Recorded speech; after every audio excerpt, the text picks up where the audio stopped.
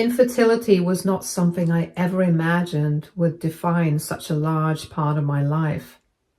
When my husband Albert and I first decided to start trying for a baby, I had visions of glowing ultrasounds and adorable baby clothes, not endless doctor visits and heart-crushing disappointment.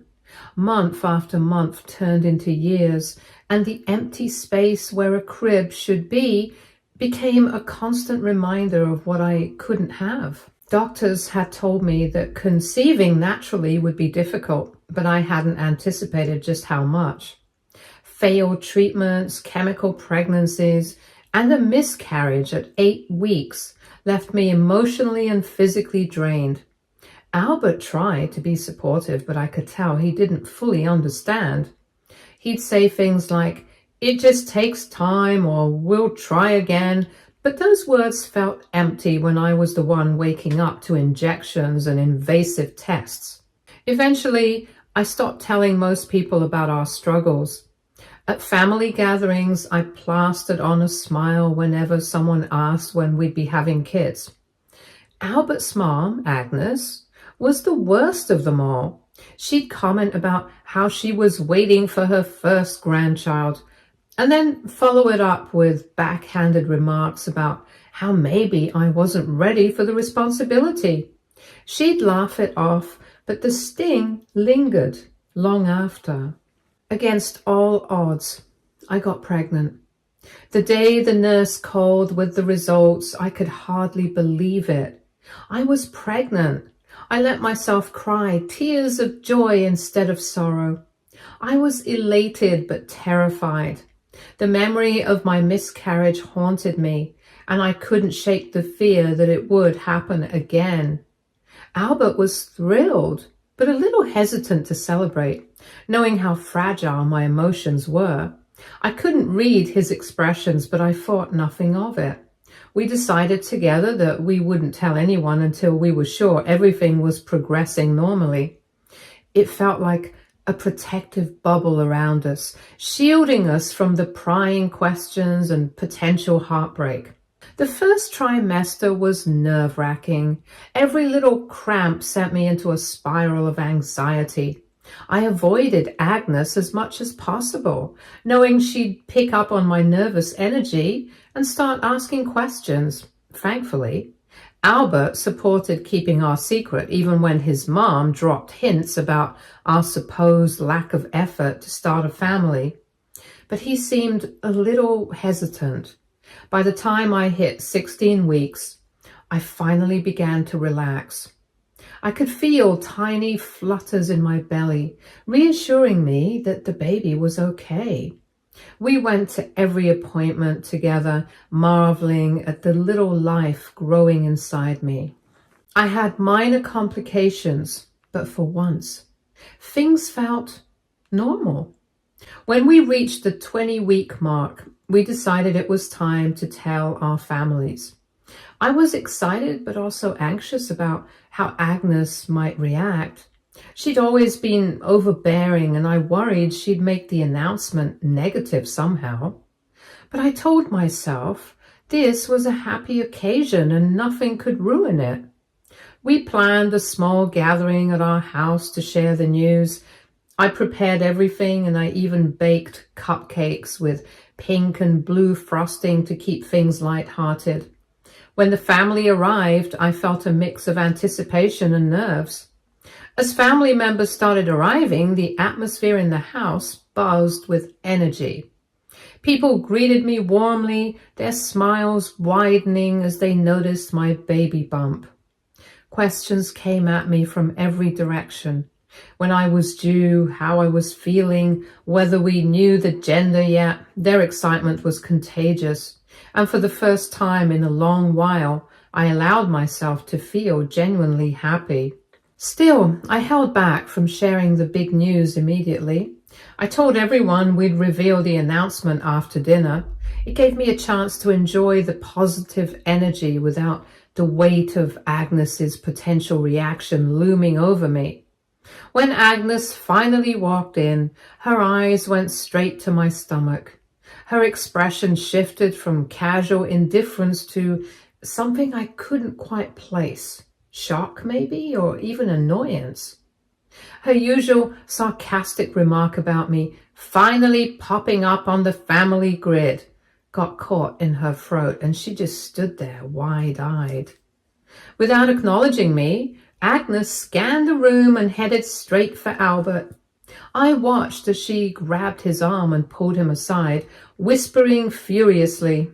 My stomach twisted into a knot, but I forced myself to keep greeting guests, pretending I hadn't noticed. This was supposed to be a joyous day, and I wasn't going to let her ruin it.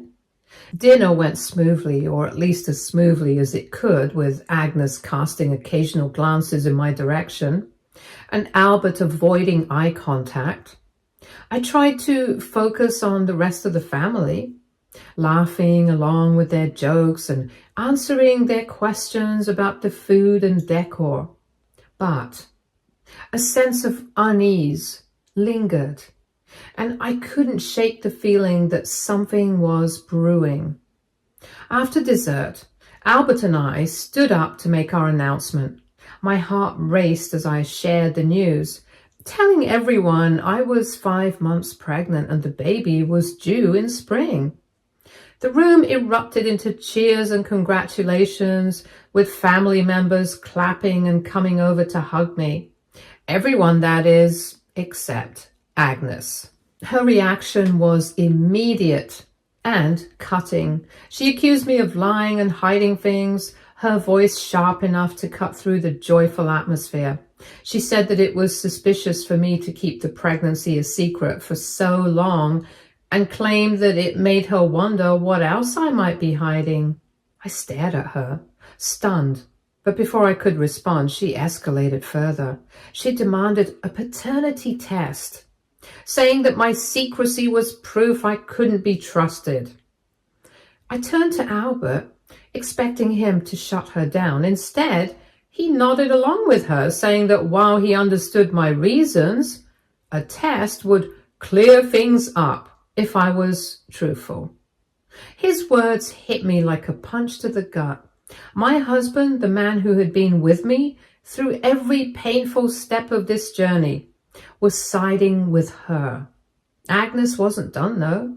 She added more snide remarks, questioning my character and insinuating that I had ulterior motives.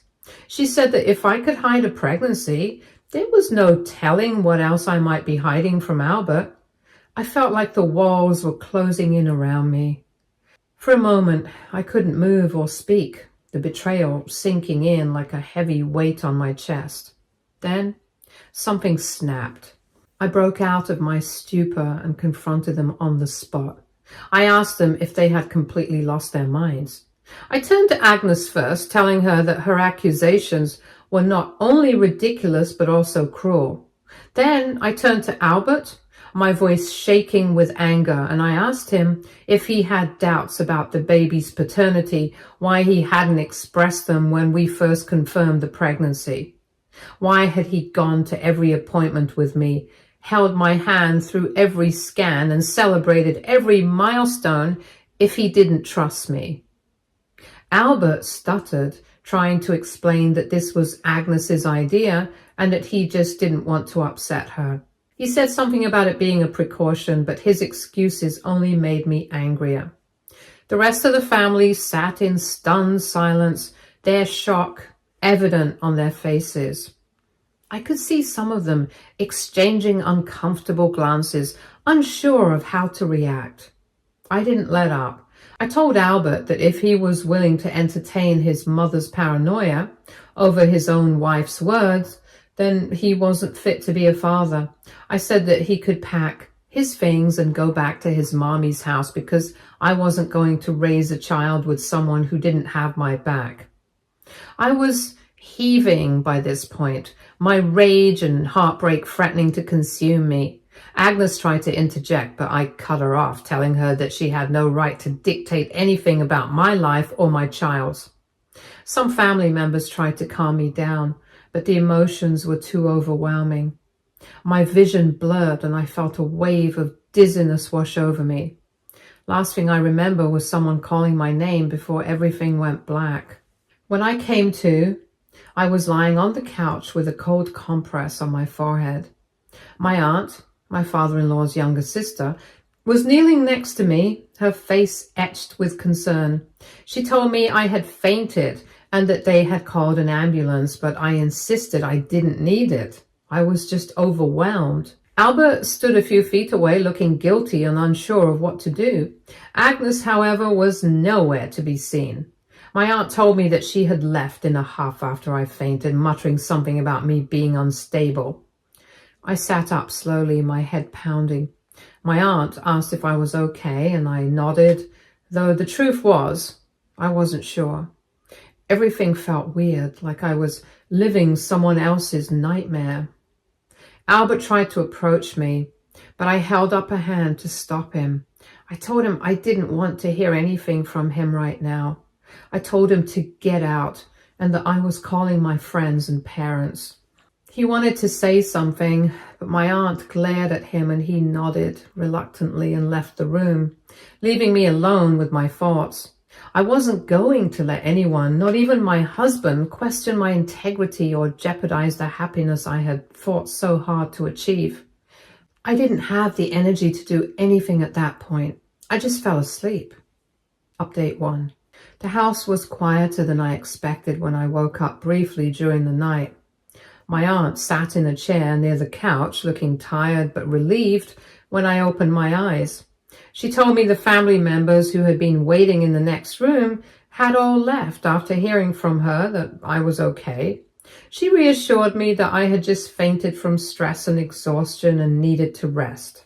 She explained that Albert had tried to stay, but my father-in-law had dragged him out, saying I didn't need to deal with him right now.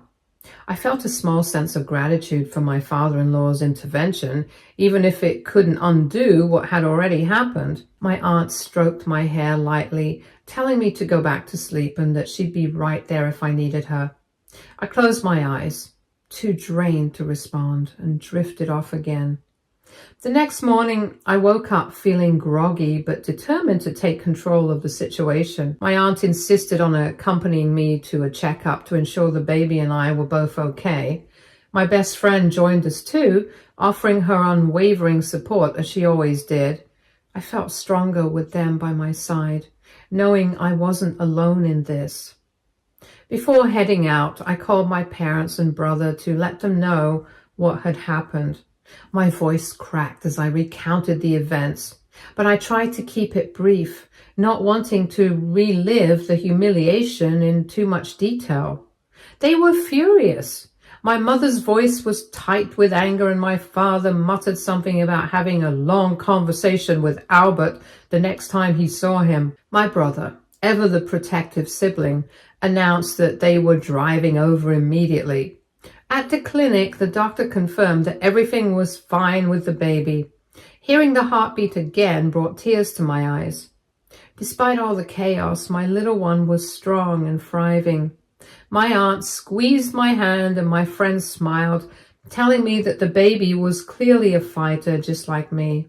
My Aunt Cora was my father-in-law's half-sister from his father's second marriage and had always been kind to me. Cora had struggled with infertility for years before finally adopting 2 wonderful children. She had been one of the few people in Albert's family who truly understood what I had gone through to get to this point.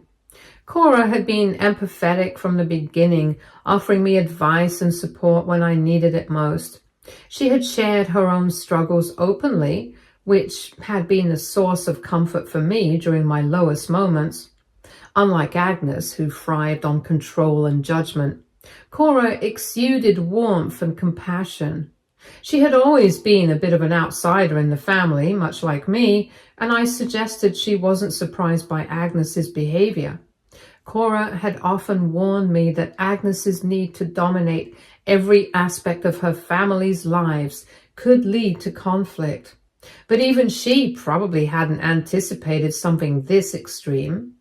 By the time we returned home, my parents and brother had already arrived. My mother enveloped me in a tight hug the moment I walked through the door. her eyes glistening with tears. My father patted my shoulder awkwardly, his way of showing support without getting too emotional. My brother, on the other hand, looked ready to storm off and confront Albert right then and there. I spent the rest of the day surrounded by my family. Their presence was a balm to my frayed nerves. My aunt and best friend stayed too, creating a protective bubble around me that made me feel safe. As much as I tried to push it aside, the events of the previous night lingered in my mind. Albert's betrayal, Agnes's cruelty, and the way the rest of the family had been too stunned to intervene. It all replayed in my head like a bad dream. I knew I had decisions to make, not just for myself, but for my child. My parents and brother made it clear that they were behind me no matter what I decided. But the weight of it all felt overwhelming. Later that evening, I sat with my mother and aunt in the living room. I told my mom how Cora had been a source of comfort for me during my fertility struggles, and how her perspective had always been refreshingly different from the rest of the family. My mother nodded thoughtfully, saying that people like Cora were rare in families like Albert's. She thanked Cora repeatedly for being by my side. Cora comforted my mom, telling her that I was like a daughter to her, and her real family stand by each other. Cora had always been a voice of reason, and maybe she could help me make sense of everything. For now, though, I focused on the people who were right there with me, their love and support reminding me that I wasn't as alone as I felt. As I lay in bed that night, my hand rested on my belly. I made a silent promise to my baby. No matter what happened, I would protect them with everything I had.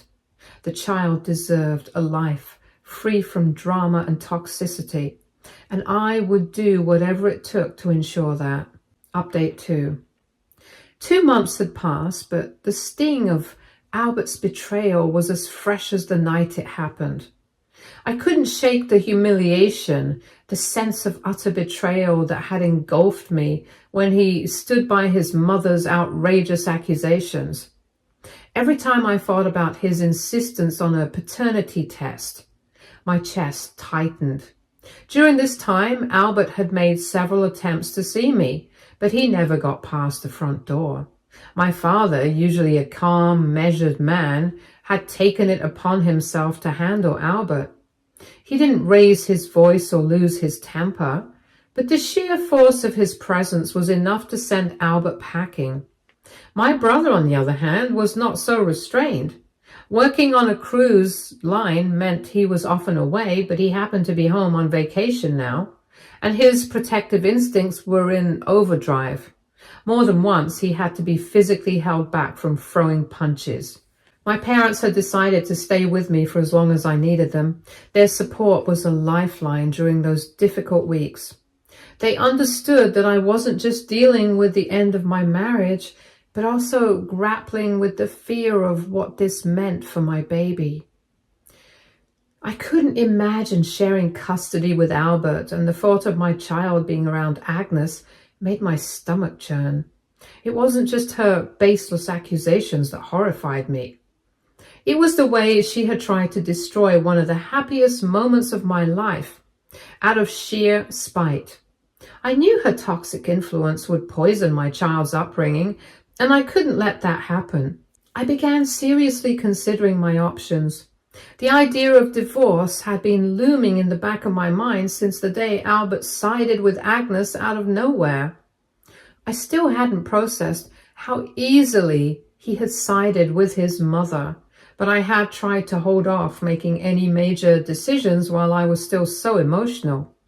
Now, though, I felt a sense of clarity. One afternoon, as I sat at the kitchen table with my mother, I broached the subject and told her I was ready to file for divorce. I didn't want to drag this out any longer, and I didn't want Albert to have any part in my child's life. My mother looked at me with a mixture of sadness and pride. She said that while she was heartbroken about what I was going through, she admired my strength and determination to protect my baby. She assured me that whatever I decided, she and my father would stand by me every step of the way. The next day, I made an appointment with a lawyer. My father drove me to the office and my brother insisted on coming along too. Having them there made me feel braver, like I wasn't facing this alone. The lawyer was kind and understanding, listening patiently as I explained the situation. She asked about my concerns regarding custody and my fears about Agnes's influence. I told her everything, including Albert's repeated attempts to contact me despite being told to stay away. She assured me that we could make a strong case for full custody, especially given the circumstances. She explained that the court would prioritize the best interests of the child, and we could present evidence of Agnes's toxic behavior and Albert's lack of support during my pregnancy.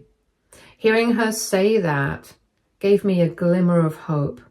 Back at home, my mother was waiting in the living room when I returned. My brother had a fierce look in his eyes, the kind he got when he was ready to go full protective mode. He asked if Albert had tried to show up again while we were gone, and my mother assured him that everything had been quiet. Despite his tough exterior, my brother had been my rock throughout this ordeal. He had always been the one to look out for me, and now was no different. Later that evening, as I sat with my parents and brother, we talked about what the future might look like.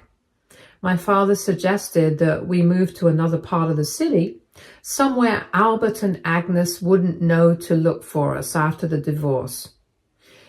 I hadn't considered moving before, but the idea had merit. Starting fresh in a new place could be exactly what I needed. As the days turned into weeks, I began to focus on preparing for the baby. My mother and I went shopping for nursery items, and my father took on the task of assembling the furniture. It was a bittersweet process, knowing that I was doing it alone instead of with the person I had once thought would be my partner in this journey. But as I looked around at the nursery coming together, I felt a sense of peace. This was my safe space, and I was creating it for my child and myself. Albert continued to try and contact me, but I had blocked his number and instructed my family to do the same.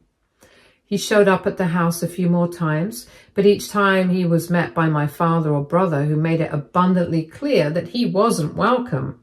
One evening, my father sat me down and told me something that stayed with me. He said that while he wished I hadn't gone through this pain, he was proud of how I was handling it. He reminded me that I was stronger than I realized, and that my child would grow up knowing they had a mother who fought for them every step of the way. Those words became my mantra in the weeks that followed.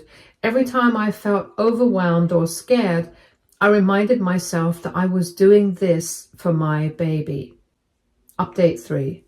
4 months had passed since I made the hardest decision of my life, but also the best one. My little baby boy came into the world just a few weeks ago, and I finally felt like my life had real purpose again. He was perfect in every way. Tiny fingers, soft tufts of hair, and the sweetest little cry. Despite everything, he was my light in the darkness, and I couldn't imagine life without him. Of course, Albert tried to wedge himself into this moment too. His only point of contact was through my lawyer, which I insisted on from the beginning. I refused to give him even a sliver of access to my life outside the strict boundaries of legality. Right before my delivery, my lawyer informed me that Albert had sent a message begging to be there for the birth. I couldn't help but scoff when I heard it. Through my lawyer, I sent a message back asking him why on earth I would allow that. I made it clear that his actions spoke volumes. He didn't even believe this baby was his, so what exactly did he think gave him the right to share this sacred moment with me? To his credit, Albert didn't push further, but the damage was already done. His sudden attempts to play the doting father felt like a desperate performance, and I wasn't buying it. A lot of people have asked about the status of the divorce.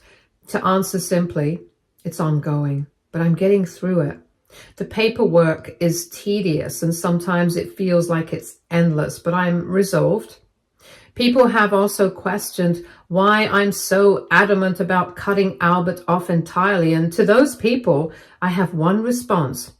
When someone shows you who they are, believe them. Albert showed me exactly who he was the moment he stood by his mother's baseless accusations instead of standing by me. He humiliated me in front of our family, reducing me to tears on what should have been one of the happiest nights of my life. And for what? To entertain his mother's paranoid fantasies? To appease her need to control every aspect of his life? I still struggle to understand how someone I trusted so deeply could turn on me so quickly. I knew Agnes was difficult, but I never thought Albert would blindly follow her lead in such a hurtful way. What he did wasn't a lapse in judgment. It was a deliberate choice, and choices have consequences. The hardest part isn't even the betrayal. It's coming to terms with the fact that the person I thought I knew, the man I planned to spend my life with, wasn't who I believed him to be. When I think about the day my son grows up and starts asking questions, I wonder how I'll explain Albert's behavior to him. What am I supposed to say? That his father humiliated me while I was pregnant? That he demanded a paternity test because he thought I was lying about the baby's relation to him? Albert is a grown man. He made his decisions and now he has to live with them. If he had genuine concerns about paternity, he could have spoken to me privately like an adult. Instead, he chose to accuse and belittle me in front of everyone with his mother. That wasn't just poor judgment. It was cruelty. The truth is, I'm done. I don't want alimony and I don't want child support. I don't want anything from Albert except his absence. I've made sure that my son will carry my maiden name because I want him to grow up knowing that he comes from strength, not cowardice. I know some people will say I'm being too harsh, that I should leave the door open for Albert to be involved in his child's life. To that, I say this. A parent isn't just someone who shares DNA with their child. It's someone who shows up, who protects and nurtures. Albert had his chance and he failed spectacularly. My son deserves better than a father who only wants to be involved when it's convenient for him. My parents and brother have been my rock through all of this. They've stepped in without hesitation, offering the kind of unconditional love and support that Albert should have given me. My brother, in particular, has taken on the role of protective uncle with gusto. Every time he holds my son, I see a light in his eyes that tells me my baby will never lack for love or guidance. As for Agnes, she's been unusually quiet since the blowout at the pregnancy announcement. I suspect she knows she crossed a line she can't come back from. I mean, it has led to divorce. What more could she do? And on top of it all, I don't want anything from Albert. Not that it matters. She's no longer a part of my life, and she will never be. I've learned a lot over these past few months. I've learned that people can surprise you in the worst ways, but also in the best. I've learned that strength doesn't always come from within. It comes from the people who stand beside you when you need them most. People keep talking about giving Albert a second chance, and to them, I say, hell no. You are free to give your spouse a chance if they pull something like that, but I won't. After years of trying and trying for a baby, if your spouse treated you as hot and cold as mine did, you'd either be really stupid or a saint to let him back in. Looking at my son now, sleeping peacefully in his crib, I feel a sense of peace I haven't felt in a long time. He's my world, my reason for moving forward. I waited so long for him. He deserved to be treated and nurtured with love, not toxic, attached, controlling mama boy's love, though. Update 4. 6 months have passed and the chapter with Albert has officially come to a close. The divorce is finalized and I feel like I can finally breathe again. It's surreal to think about how much has changed in such a short amount of time. But I've come out stronger. and my baby boy is thriving. Of course, Albert hasn't been handling things well. Despite me waiving child support, a court-mandated paternity test was still required as part of the proceedings. Unsurprisingly, the results confirmed what I'd known all along. He is the father. Aunt Cora later told me that Albert completely lost it after the results came in. Apparently, he confronted Agnes in an explosive argument, accusing her of destroying our family. He said it was her paranoia and manipulation that pushed him to question me and ruin everything we had. To be honest, I can't muster any sympathy for him. Albert is a grown man who made his own decisions. Blaming his mother now doesn't erase the choices he made or the way he treated me during the most vulnerable time of my life. As for Agnes, I haven't heard from her directly, but from what Aunt Cora said, she's been trying to save face in front of the extended family. Not that it matters. She's out of my life for good. My ex-father-in-law, however, has been a different story. He reached out recently and expressed a desire to be involved in my son's life. While I'm hesitant, I can't tell he genuinely regrets what happened. He's been quiet throughout this entire ordeal, and I'm considering letting him meet the baby under strict boundaries. For now, I'm taking my time and focusing on what's best for my child. Speaking of my son, I have full custody, and Albert wasn't granted visitation rights. The court didn't look kindly on a man who provoked his pregnant wife to the point of fainting. Actions have consequences, and Albert is finally facing his. We're looking to move near my uncle's place. He is my father's youngest brother. One of their neighbors is looking to sell, and my parents want to buy it for me and their grandchild. My brother readily agreed to chip in. They're planning on moving with me too to help out with the baby. I'm honestly very grateful to have a family like them. Otherwise, managing all this would have been really tough. Edit. Of course, I have my own savings. I'll be paying a part too. To the people saying I'm taking advantage of my parents, you all are messed up in the head. And yes, I'm recovering healthily. Thank you. Stay tuned for more stories from our girl relationships.